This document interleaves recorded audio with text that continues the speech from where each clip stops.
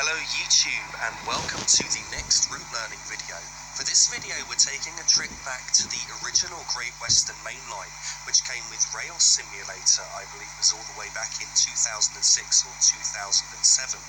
And so we're going to be driving a Network Southeast Class 166 DMU between London Paddington and Slough, which is a distance of around 18.25 miles. On the way, we will be calling at Ealing Broadway, West Ealing, Hanwell, Southall, Basing-Darlington, West Drayton, Iver, Langley, and finally Slough. The scenario is an Armstrong Powerhouse scenario, which is AP2, so from Armstrong Powerhouse's second scenario pack, and the scenario is called the 1711 Paddington to Slough. The Class 166 was constructed between 1992 and 1993 by ABB in York, and they've been in service since 1992. A total of 21 of these trains were built with 3 coaches per train, and today they're all operated by First Great Western.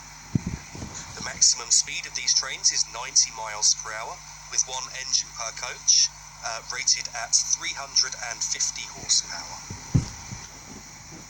Once in the cab of the Class 166, there's really not a lot that we need to do. In fact, not many of the features have been simulated like they are there in real life. So I'm just going to put the train in forward by pressing the W key, and that's pretty much all that we need to do. So just to point out over here, we have a combined traction and brake controller, which has 3 steps of braking before the emergency setting.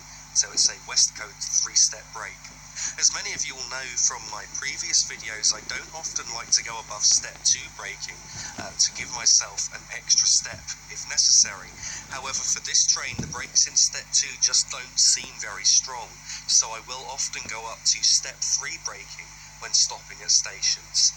Beyond that, we've then got the neutral setting, which is off, and then 7 steps of power, and we'll use roughly step 2 to step 3 to get the train moving, and then we'll increase power from there once the train is moving.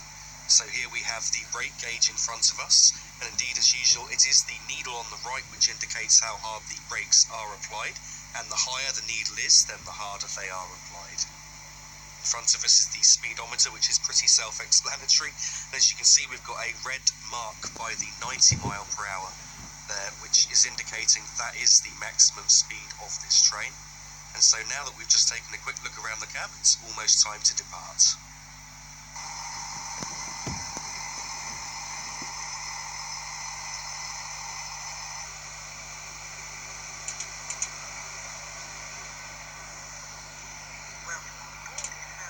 Departing London Paddington, the starting speed limit is 10 miles per hour, and we've got just over 5.5 miles to go to our first stop, which is Ealing Broadway.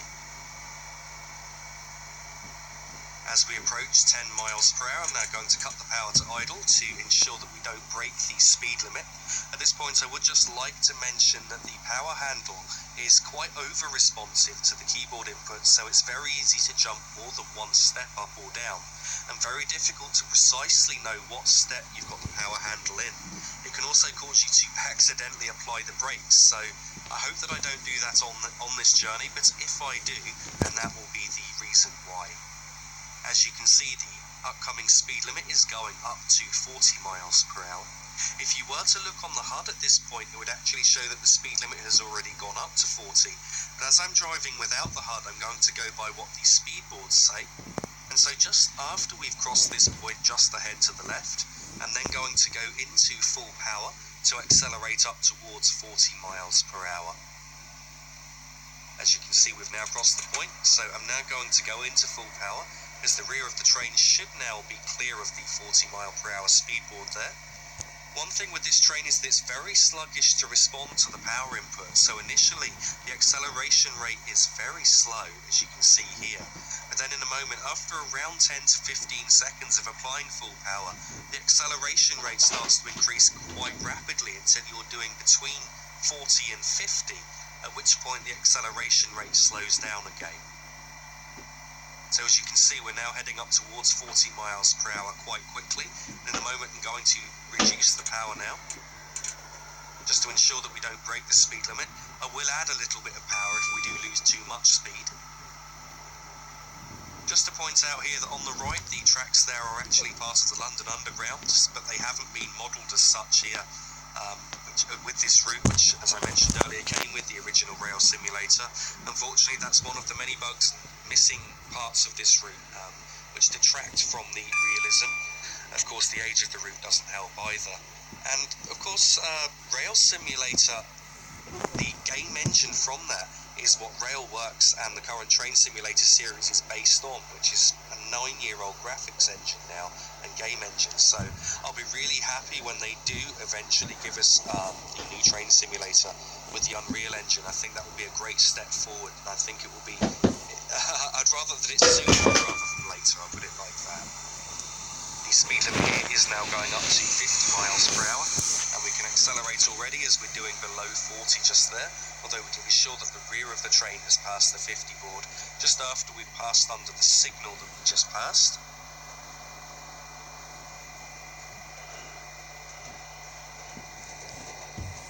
As we now cross tracks, the speed is now starting to rapidly increase towards 50 miles per hour, so in a moment I will cut back on the power once again just to ensure that we don't break the speed limit. There has been a bit of a delay between my video releases just because last weekend I was away. In fact, I went to a music festival, and then after a couple of comments about the audio quality of the commentary of some of my videos, which I agreed with, I wanted to wait until I could afford to get a new headset, which I was finally able to get today. A much better headset. I've previously been using a cheap £15 Microsoft LifeChat headset, which really didn't have a great microphone. And so today I bought the Razer Kraken 7.1 Chroma headset, which is far, far better. The audio quality in the headphones alone makes them worth the money. But I did some mic tests earlier, and this has an enhanced digital microphone. I just found that the audio clarity was much better on my voice, the volume level was much more consistent, and of course there's no popping on this, mainly, or partly I should say, because of the positioning of the microphone, which is to the side rather than straight on. But also just the quality of the microphone helps to prevent the popping, which is quite a horrible and annoying effect, which has appeared in most of my past videos, I think. Another thing that I'm doing is I'm trying out a new recording technique, whereby I'm recording the audio for the commentary and the audio for the game separately.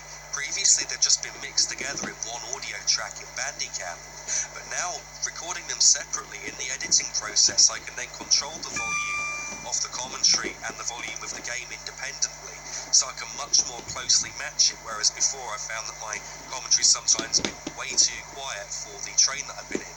Now I'll be able to edit this after I've recorded. It should make things a lot easier, so I'm hoping you get a much better consistency and in audio quality. Please do let me know what you think of the audio quality of the commentary of this video in the comments. So we've just passed Old Oak Common Depot on the right, or should I say we're passing it now, and North Pole Depot on the left, which used to be the Eurostar maintenance depot. And I believe in the future it's going to become a maintenance depot for Hitachi when this line is upgraded and electrified for most of the route. And that's coming within the next 2 to 3 years. Just to point out, a little while ago I was talking over it at the time, the speed limit did go up to 85 miles per hour. You probably saw the speed board there, which is why I accelerated, and so we're accelerating towards that now. Though we won't be able to reach that, I don't think, before we have to brake for Ealing Broadway Station. The station coming up now is Acton Main Line, and once we pass through this station, we've then got around 1.5 miles to go to Ealing Broadway. After this station, the next landmark that I'm going to be looking out for is the next overbridge. As we pass under that overbridge, we've then got just over 3/4 of a mile to go to our stop.